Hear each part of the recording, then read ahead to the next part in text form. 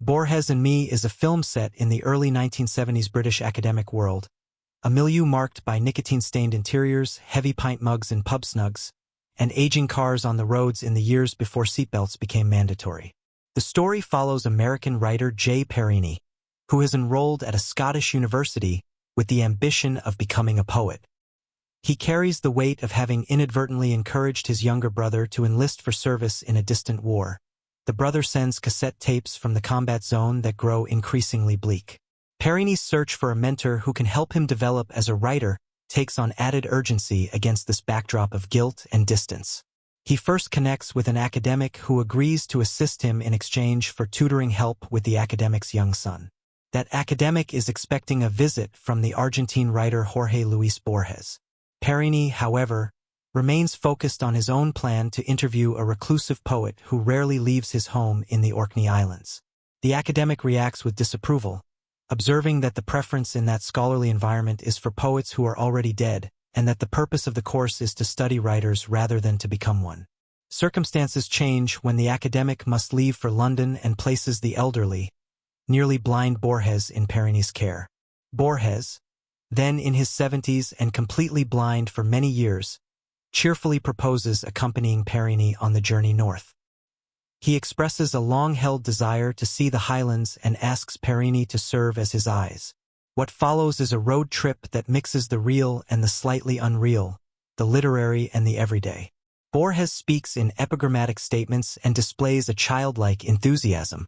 He likens the pair to Don Quixote and Sancho Panza. At one stop he insists on visiting a library, where he shocks the staff by licking a leather-bound volume, explaining that some books should be tasted, and later relieves himself in the car park.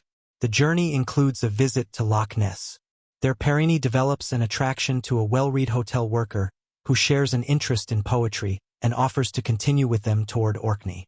The anticipated meeting between Borges and the reclusive Orkney poet never fully materializes in the way one might expect. The local poet is portrayed as dry and gnomic, resistant to romantic notions of art. He speaks appreciatively of beer and describes a poem as the next best thing to silence, while acknowledging that he lives too much inside his own head. The contrast between the two literary figures is sharp, one expansive and playful even in blindness, the other grounded and wary of excess. After the Orkney portion, the film's energy shifts.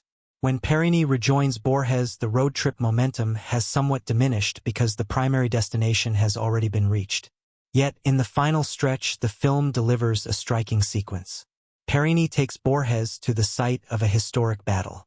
There the two men seem to commune with the rebellious spirits of the past. It is one of the few moments in which the serious, somewhat restrained Parini appears to form a genuine bond with his traveling companion, and it is a rare instance in which the film leans toward the metafictional sensibility associated with Borges's own writing. The film is framed by the claim that almost everything depicted is true to a degree. That information arrives late.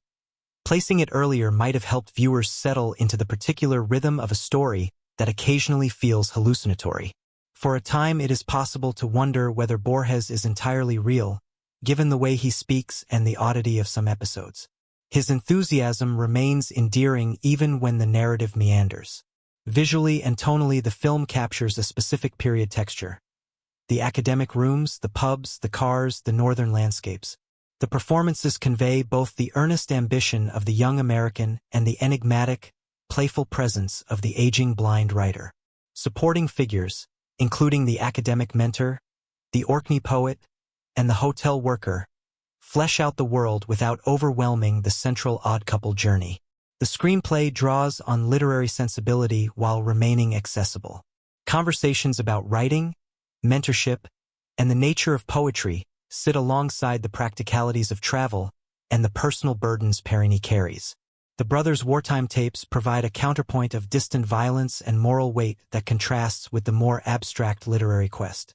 In its stronger moments, the film achieves a playful intelligence that suits its subject. The library incident, the Quixote comparison, and the battlefield sequence each illustrate different facets of Borges's imagined presence: curiosity, literary self-mythologizing, and a capacity to summon historical resonance. The quieter stretches, particularly after the main destination is reached, feel less urgent.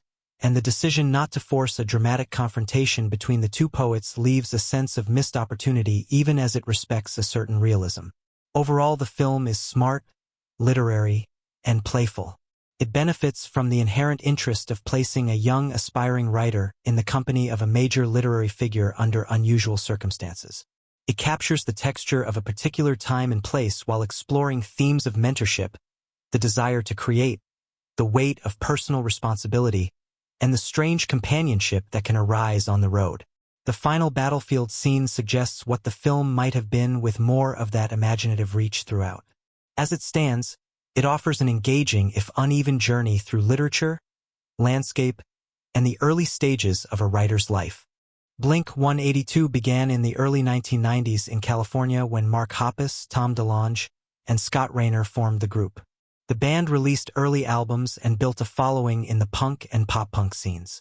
In 1998, Travis Barker replaced Raynor on drums, and the group's profile rose sharply with subsequent releases that reached wide commercial success.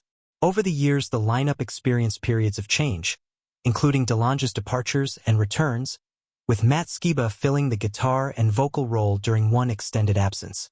The core remaining members have continued to record and tour, while individual members have pursued additional projects, personal milestones, and public challenges. Marc has been the constant presence across every album the band has released. Born in California, he received his first bass as a gift in high school and taught himself by listening to influential punk and alternative acts. While studying to become an English teacher, he was introduced to DeLonge by his sister, and the two began playing together. After early independent releases, the band signed with larger labels and achieved mainstream recognition.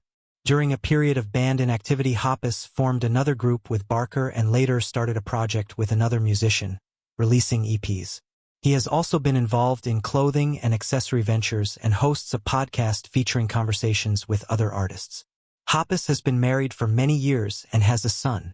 In 2021, he was diagnosed with an aggressive form of lymphoma, underwent treatment, and was later declared free of the disease. He returned to performing relatively soon afterward and has spoken about openness to the band's future. He later published a memoir reflecting on his experiences. His role as bassist, co-lead vocalist, and songwriter has remained central to the group's identity through all its phases. Tom DeLonge, also from California, met Raynor in high school and connected with Hoppus in the early 1990s.